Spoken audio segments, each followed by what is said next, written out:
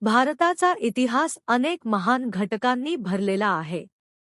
प्राचीन सिंधू सभ्यतेपासून सुरुवात होणारी ही कथा, जिथे समृद्ध नदी किनाऱ्यावर उंच मातीच्या घरात व्यापारी आणि किल्ल्यांची नोंद होती. त्यानंतर मौर्य साम्राज्याने भारतीय उपखंडाला एकता दिली, विशेषतः सम्राट अशोकच्या शांततेच्या आणि बौद्ध धर्माच्या संदेशाने. मध्यकाळात छत्रपती शिवाजी महाराजांनी मराठा साम्राज्य निर्माण करून साहस आणि संघर्षाचे प्रतीक बनले. पुढे ब्रिटिश राजाने भारतावर आपला अधिपत्य प्रस्थापित केला, पण देशवासियांच्या संघर्षाने स्वातंत्र्याची लढाई पेटवली. महात्मा गांधीजींच्या नेतृत्वाखाली अहिंसक चळवळीने ब्रिटिश साम्राज्याला पराभूत केले.